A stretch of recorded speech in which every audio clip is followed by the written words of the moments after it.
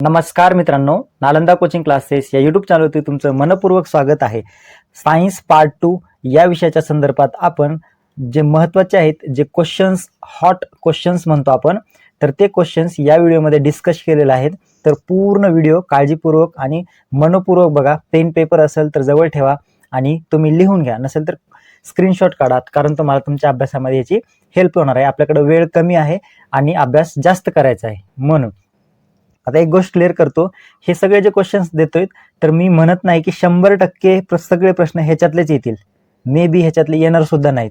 Problem असा आहे की तुम्हाला फक्त आणि फक्त अभ्यास दिशा भेटावी, तुमच्या अभ्यासाला दिशा भेटावी म्हणून आपण हा व्हिडिओ केलेला आहे आणि याच्यामध्ये क्वेश्चन्स दिलेत. मग याच्यामध्ये खूप साऱ्या गोष्टी कव्हर होतात. कोणत्या कोणत्या?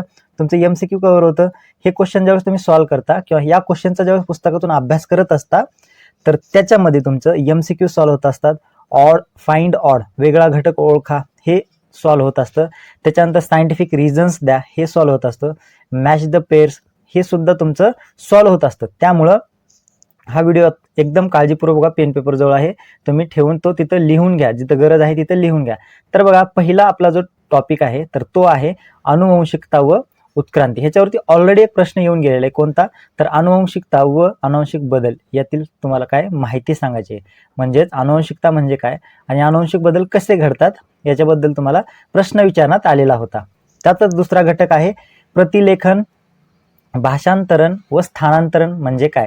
त्यालाच इंग्लिशमध्ये म्हणतो आपण ट्रान्सक्रिप्शन, ट्रान्सलेशन आणि ट्रान्सलोकेशन. यातला फरक तुम्हाला सांगायला किंवा फरक विचारला जातो. टिपा लिहामध्ये प्रतिलेखन आलं तर ते लिहिता आलं पाहिजे, त्याच्यानंतर स्थानांतर आलं ते सुद्धा लिहिता आलं पाहिजे. मग ह्याच्यावरतीच MCQ सुद्धा फॉर्म होत असतो. आता हे जेवढे काही पॉईंट सांगितले ते सगळे पॉईंट तुम्ही पुस्तकातून एकदम चांगल्या पद्धतीने तुम्हाला अभ्यास करायचा आहे. ठीक आहे, खूप साऱ्या गोष्टी याच्यातून तो कव्हर होत असतात. ज्यावेळेस तुम्ही अभ्यासाला लागता त्यावेळेस तुम्हाला समजेल हे. ठीक आहे, पुढचा आहे अवशेष अंगे, वेस्टिजल्स ऑर्गन्स म्हणतो आपण त्याला. त्यानंतर आता ह्याच्यातला हॉट क्वेश्चन म्हणजे चौथा जो आहे डार्विनचा नैसर्गिक निवडीचा सिद्धांत. हा डार्विन बाबा जो आहे ना, हा खूप महत्वाचा आहे आपल्याला सगळ्या अभ्यासाच्या. मानवीय इतिहास जो आहे किंवा मानवाचा जो इतिहास आहे त्याच्या दृष्टिकोनातून हा डार्विन माणूस खूप महत्वाचा आहे. त्याच्यामुळे हे एकदम नीट करून ठेवा. आणि लॅमार्कचा जो सिद्धांत आहे तो सुद्धा करा.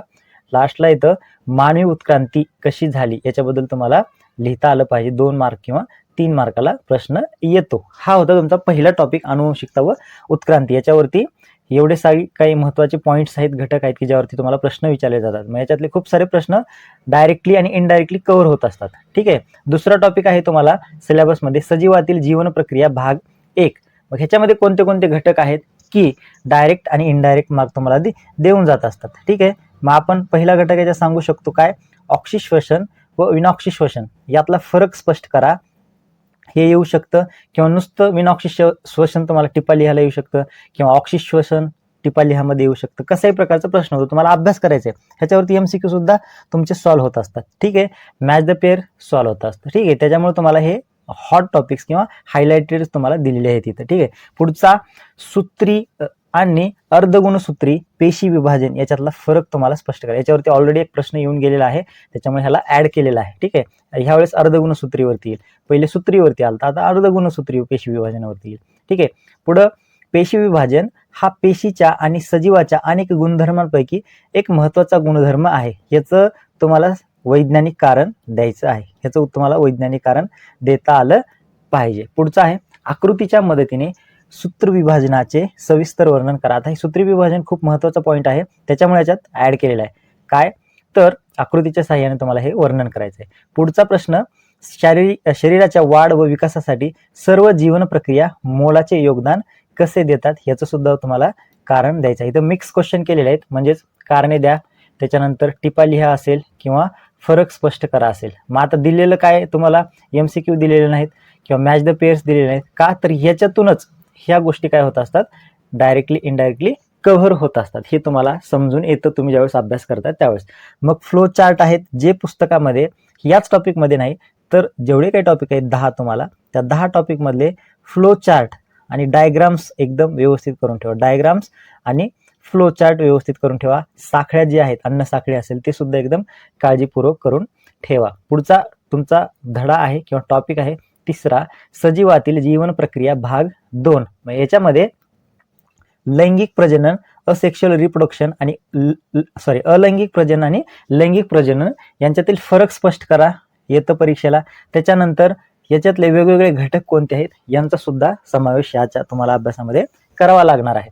पुढे आहे वनस्पतीमधील अलैंगिक प्रजनन स्पष्ट करा. कशामधलं? वनस्पतीमधलं किंवा प्राण्यांमधलं लैंगिक प्रजनन काय करा, स्पष्ट करा सुद्धा प्रश्न येऊ शकतो. त्यानंतर आहे लैंगिक आरोग्य राखण्यासाठी तुम्ही काय उपाय किंवा तुम्ही काय काळजी घ्याल, हे सुद्धा तुम्हाला प्रश्न प्रॅक्टिस करायचं आहे. ठीक आहे. मग आता हे आता सध्या जास्त चर्चेत आहे IVF. आता हे तुम्ही जर टीव्ही बघत असाल तर तुम्हाला टीव्ही मध्ये ऍड येत असते IVF बद्दलची. ठीक आहे. तर हे आधुनिक तंत्रज्ञानाशी रिलेटेड आहे, त्यामुळे ही संकल्पना तुम्हाला परीक्षेला विचारली जाऊ शकते, मे बी विचारली जाऊ शकते. ठीक आहे. मग आता चौथा धडा आहे तुम्हाला पर्यावरणीय व्यवस्थापन. 5 मार्क असतात त्याच्यावरती, डायरेक्ट इनडायरेक्टली खूप सारे प्रश्न येत असतात. त्याच्यामध्ये पहिला आहे पर्यावरण संवर्धन. ही आपली सामूहिक तसेच कोणती जबाबदारी आहे? सामूहिक तसेच सामाजिक जबाबदारी आहे. काय कोणती जबाबदारी आहे? पर्यावरण संवर्धन. त्यानंतर जैवविविधता म्हणजे काय, जैवविविधतेचे प्रकार काय काय आहेत आणि जैवविविधता संवर्धन आपण कशा पद्धतीने केलं पाहिजे याचा सुद्धा आपल्याला अभ्यास करावा लागणार आहे. त्यानंतर प्राणी आणि वनस्पतीच्या असंख्य प्रजाती धोक्यात येण्याची कारणे काय आहेत, त्यांना कसे वाचवता येईल. आता हा तुम्हाला तुमचं जे अभ्यास आहे त्याच्या आधारावरती तुम्हाला याचं एकदम सविस्तर उत्तर लिहिता आलं पाहिजे. पर्यावरणीय व्यवस्थापन या टॉपिक मधलं प्राणी आणि वनस्पतीच्या असंख्य प्रजाती धोक्यात येण्याची कारणे काय आहेत ते सांगायचं आहे आणि त्यांच्यावरती उपाय, त्यांना कशा प्रकारे आपण वाचू शकतो हे सुद्धा तुम्हाला सांगायचं. आता हे हॉट आहे कोणतं? बिश्नोई चिपको आंदोलन. चिपको आंदोलन जे आहे त्याची माहिती चांगली करून ठेवा, ते सुद्धा परीक्षेला तुम्हाला विचारलं जाऊ शकतं. ठीक आहे. ह्याच्यातला 5वा घटक आहे पर्यावरणावर परिणाम करणारे घटक लिहा. पर्यावरण आणि प्रदूषण ह्याच्यात तुम्हाला ऍड करायचे. पर्यावरणावर कोणते कोणते घटक परिणाम करतात आणि त्याचा काय वाईट परिणाम होतो आपल्या समाज जीवनावर हे लिहायचं आहे. पर्यावरणावर होतो ते लिहायचं आहे. पर्यावरण म्हणजे काय आणि पर्यावरण प्रदूषण कोणत्या कोणत्या प्रकारचे आहेत आणि त्याचे दुष्परिणाम काय काय आहेत हे सुद्धा तुम्हाला सांगता आलं पाहिजे आणि त्याच्यावरती तुम्हाला उपाय सुद्धा सांगता आले पाहिजेत. ठीक आहे. मग पुढचा आता तुमचा टॉपिक आहे हरित ऊर्जेच्या दृष्टीने किंवा हरित ऊर्जेच्या दिशेने. तर हरित ऊर्जेच्या दिशेने या टॉपिक मध्ये तुम्हाला हरित ऊर्जा म्हणजे काय हे माहिती पाहिजे. त्यानंतर कोणत्या ऊर्जा स्त्रोतांस हरित ऊर्जा म्हणता येईल असे तुम्हाला उत्तर लिहिता आलं पाहिजे. त्यानंतर ऊर्जा बचत ही काळाची गरज आहे. ऊर्जेची बचत करणं ही काळाची गरज आहे. म्हणजे काय ऊर्जा बचत म्हणजे काय? तुमच्या घरी 4 रूम आहेत हे ना, तुमच्या घरी 4 खोल्या आहेत आणि तुम्ही झोपता एका खोलीमध्ये आणि रात्री झोपत असताना त्यात बाकीच्या 3 खोल्यांमध्ये तुम्ही लाईट फॅन सगळं चालू ठेवून झोपलेलं आहे. मग ह्याच्यामधून ऊर्जेचा नाश होत आहे हे ना, ऊर्जेचा लोप होत चाललेला आहे. तुम्हाला गरज फक्त एकाच रूम मध्ये आहे, झोपताना लाईटी बंद करायच्या, फॅन बंद करायच्या. अशा टाईपमध्ये आपण ऊर्जा बचत करणं ही काळाची गरज आहे. ते कशा कशा पद्धतीने आपण करू शकतो हे तुम्हाला त्या ठिकाणी सांगायचं आहे. सौर ऊर्जेचे फायदे आणि मर्यादा काय आहेत? सौर ऊर्जा सोलार एनर्जी म्हणतो आपण, तर त्या सोलार एनर्जीचे फायदे आणि तोटे काय काय आहेत हे सांगायचं आहे. पुढे आहे अणुविद्युत निर्मिती केंद्र. आता ह्याचा डायग्राम एकदा व्यवस्थित करून घ्या. अणुविद्युत निर्मिती केंद्र त्याचं ते जो डायग्राम आहे, आकृती आहे ती एकदा व्यवस्थित करून घ्या. आणि अणुऊर्जा केंद्रात अणुविखंडन प्रक्रिया नियंत्रित करणे अत्यावश्यक आहे. जर नाही केलं तर माणसं सगळे मरून जातील, त्याच्यामुळं हे करणं खूप गरजेचं आहे. ह्याचं कारण द्यायचं तुम्हाला, कारण भौगोलिक कारण द्यायचं आहे. पुढे आहे जलविद्युत ऊर्जा, सौर ऊर्जा आणि पवन ऊर्जा यांना नूतनीकरणक्षम ऊर्जा म्हणतात. कारण काय आहे याचं तर ते सांगायचं आहे. विद्युत निर्मिती आणि पर्यावरण संवर्धन याचं सुद्धा तुम्हाला काय करायचं आहे, अभ्यास करायचा आहे. हे होते महत्त्वाचे टॉपिक. आता याच्यातूनच तुमचे बाकीचे सगळेच टॉपिक काय होतील, कव्हर होतील. MCQ किंवा वेगळा घटक ओळखा, त्याच्यानंतर जोड्या लावा, आकृती असतील, आकृती पूर्ण करा, हे सगळे याच्याच टॉपिकच्या रिलेटेड तुम्हाला अभ्यास जर नीट केला तुम्ही तर कव्हर होत असतं. पुढचा घटक आहे 6वा प्राण्यांचे वर्गीकरण. आता प्राण्यांचे वर्गीकरण मध्ये कोणते कोणते घटक आहेत? पहिला आहे प्राणी वर्गीकरणाची पारंपरिक पद्धती, traditional method of animal classification. मग त्यात असमपृष्ठरज्जू प्राणी असतील आणि समपृष्ठरज्जू प्राणी असतील. वेगवेगळे प्राणी आहेत, त्या प्राण्यांची नावं आणि त्यांची वैशिष्ट्ये तुम्हाला लक्षात ठेवायची आहेत. मागच्या वेळेस काय आलतं, जेलीफिश आलतं है ना, त्याच्यामुळे हे व्यवस्थित करा. कासव जमिनीवर आणि पाण्यातही राहते, तरीही त्याच्या उभयचर या वर्गामध्ये समावेश करता येत नाही, याला कारण काय आहे हे सुद्धा सांगता आलं पाहिजे. पुढे आहे सरीसृप प्राण्यांच्या शरीराचे तापमान अस्थिर असते, याला काय कारण आहे हे सुद्धा लिहा. वैज्ञानिक कारण लिहा मध्ये. झुरळ कोणत्या संघातील प्राणी आहे, उत्तर कारण स्पष्ट करा. झुरळ हे कोणत्या संघातील प्राणी हे सांगायचं आहे आणि त्याचं कारण स्पष्ट करायचं आहे. प्राणी वर्गीकरणाच्या पद्धती कशा केल्या किंवा कशा बदलत गेल्या यावरती तुम्हाला सविस्तर उत्तर लिहिता आलं पाहिजे. ठीक आहे. 7वा धडा आहे तुमचा ओळख सूक्ष्म जीवशास्त्राची. याच्यामध्ये काय काय टॉपिक आहे किंवा कोणते कोणते महत्वाचे घटक आहेत तर ते बघा. त्यात आहे सूक्ष्मजैविक प्रक्रियांनी कोणकोणती इंधने मिळवता येतात. ठीक आहे. या इंधनांचा वापर वाढणे गरजेचे आहे, हा सुद्धा टॉपिक घटक महत्वाचा आहे. दुसरा आहे त्यात सेंद्रिय शेतीमध्ये जैव कीटकनाशकांचे महत्व स्पष्ट करा. आणि पुढचा आहे घरातील कचऱ्यांचे विघटन व्यवस्थित होण्यासाठी कोणती खबरदारी घेणे आवश्यक आहे. पुढचा आहे प्लास्टिकच्या पिशव्या वापरण्यावर बंदी घालणे काळाची गरज आहे किंवा का गरजेचे आहे, का गरजेचं आहे याचं प्लास्टिकच्या पिशव्यांवर बंदी घालणे. ठीक आहे. औद्योगिक सूक्ष्मजीवशास्त्रात उत्परिवर्तित प्रजातींचा वापर वाढला आहे, याचं भौगोलिक कारण तुम्हाला द्यायचं आहे. त्यानंतर रसायन उद्योगात रासायनिक उत्प्रेरकांऐवजी सूक्ष्मजैविक विकरे वापरली जातात, कारण याचं सुद्धा कारण द्यायचं आहे. पेट्रोल व डिझेलमध्ये इथेनॉल मिसळण्याचे फायदे काय आहेत, फायदे सांगायचे आहेत कशाचे तर पेट्रोल डिझेलमध्ये इथेनॉल मिसळण्याचे. ठीक आहे. कंपोस्ट खत निर्मितीत सूक्ष्मजीवांची भूमिका काय असते हे सुद्धा स्पष्ट करता आलं पाहिजे. आता हे जे प्रश्न आहेत हे जेवढे सगळे प्रश्न सांगतोय तुम्हाला, हे 3 ते 5 किंवा 2, 3, 5 मार्कासाठी हे प्रश्न तुमचे कव्हर होत असतात. त्यामुळं हे प्रश्न आहेत आणि याच्यातूनच तुमचे बाकीचं जे पोर्शन आहे, ठीक आहे, 1 मार्काचा किंवा 2 वेगळा प्रश्न फरक स्पष्ट करा असेल किंवा जोड्या लावा असतील, हे प्रश्न ऑटोमॅटिक काय होत असतात, कव्हर होतात. हे एकदम डिटेलमध्ये जर एवढे क्वेश्चन केलं तुम्ही तर. ठीक आहे. मग आता 8वा टॉपिक आहे तुमचा पेशी विज्ञान व जैव तंत्रज्ञान. आता हे पेशी विज्ञान आणि जैव तंत्रज्ञान, सेल बायोलॉजी अँड बायोटेक्नॉलॉजी, याच्यामध्ये औषधी वनस्पतीचे महत्व तुम्हाला सांगता आलं पाहिजे. ठीक आहे. मग जैव तंत्रज्ञानाचा वापर करून बनविण्यात आलेल्या वस्तू तुम्ही तुमच्या जीवनात वापरता. ठीक आहे. अशा कोणत्या वस्तू आहेत त्यांची तुम्हाला नावे लिहायची आहेत. औषधी वनस्पतींचे महत्व पहिलं आहे. जैव तंत्रज्ञानाचा वापर करून बनवण्यात आलेल्या कोणत्या कोणत्या वस्तू ज्या आहेत त्या आपण आपल्या रोजच्या जीवनामध्ये वापरत असतो. पुढचा प्रश्न आहे त्यात लसीकरण म्हणजे काय हे स्पष्ट करायचं आहे तुम्हाला. मूल पेशी स्टेम सेल्स काय असतात टिपालियामध्ये येऊ शकतं. आणि संकल्पना चित्र आणि स्वाध्यायामधील सर्व प्रश्न काय करा या टॉपिकच्या आधारावरती कंप्लीट करा, स्वाध्यायामध्ये दिलेले सगळे प्रश्न. ठीक आहे. 9वा टॉपिक आहे सामाजिक आरोग्य. सामाजिक आरोग्यामध्ये इंटरनेट, मोबाईल फोन्स यांच्या सतत संपर्कात राहिल्याने व्यक्तींमध्ये कोणकोणते बदल घडतात हे तुम्हाला सांगायचं आहे. त्यानंतर सायबर गुन्ह्यांच्या घटनांमुळे सामान्य माणसाला कोणकोणत्या दुष्परिणामांना सामोरे जावे लागते, कशामुळं सायबर गुन्हे, सायबर क्राईम जे म्हणतो आपण त्याच्या आधारित. सामाजिक आरोग्य धोक्यात आणणारे रोग कोणते कोणते आहेत हे सांगा. त्यानंतर तुमचा बराच मोकळा वेळ इंटरनेट, मोबाईल गेम्स या फोन यासाठी खर्च होतो आहे, तर तुम्ही काय कराल हे सुद्धा तुम्हाला सविस्तर लिहायचे. हॉट टॉपिक्स आहेत, हे हॉट क्वेश्चन्स आहेत, त्यामुळं तुम्हाला हे दिलेलं आहे. याच्या आधारावरती खूप सारा तुमचा अभ्यास कंप्लीट होत असतो. विश्वास ठेवा आणि चांगला अभ्यास करा.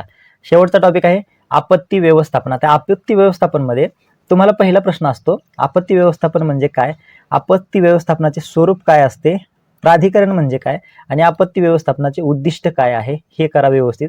त्यानंतर दुसरा आहे प्रभावी आपत्ती व्यवस्थापन भविष्यासाठी सुसज्जता निर्माण करत असते. जर तुम्हाला माहिती आहे तुमच्या गावामध्ये दरवर्षी पावसाळ्यामध्ये काय येत असतो, पूर येत असतो आणि त्याच्यामध्ये 5-10 लोक काय होत असतात, मरत असतात, मृत्युमुखी पडत असतात. मग तुम्हाला माहिती आहे तुम्ही ह्या वर्षी म्हणजेच डिसेंबर महिन्यामध्ये तुम्ही विचार करताय की पुढच्या वर्षी येणारा जो पावसाळा आहे त्या पावसाळ्यामध्ये एक सुद्धा माणसाचा जीव नाही गेला पाहिजे, कशामुळं, पुरामुळं, पावसाच्या पुरामुळं. ठीक आहे. मग त्याच्यासाठी तुम्हाला व्यवस्थापन करायचं आहे, म्हणजे त्याला म्हणतो आपण प्रभावी आपत्ती व्यवस्थापन, जे की भविष्यासाठी काय निर्माण करत असतं, सुसज्जता निर्माण करत असतं. याचं कारण तुम्हाला द्यायचं आहे.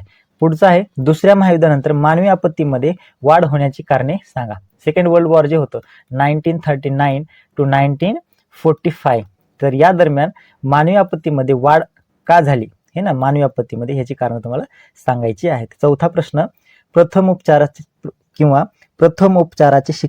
प्रशिक्षण घेणे का आवश्यक आहे. प्रथमोपचार म्हणतो ना, फर्स्ट एड किंवा प्रायमरी ट्रीटमेंट जे म्हणतो आपण त्याचं प्रशिक्षण, ट्रेनिंग घेणं का गरजेचं आहे त्याचं कारण तुम्हाला या ठिकाणी द्यायचं आहे.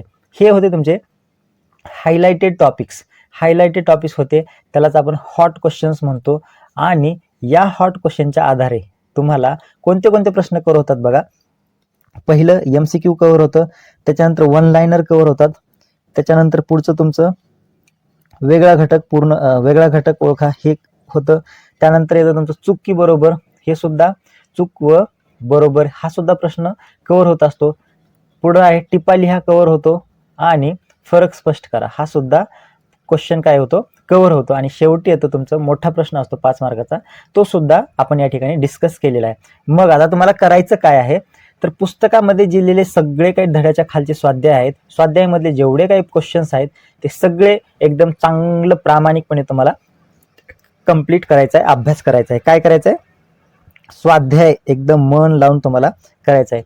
तुमचा 90% क्वेश्चन पेपर आहे ना तो स्वाध्यायावरती फॉर्म असतो. 10% क्वेश्चन जो आहे ना तो धड्याच्या आतले प्रश्न येत असतात, आणि ह्या स्वाध्यायाच्या आधारावरतीच हे सारे प्रश्न असतात.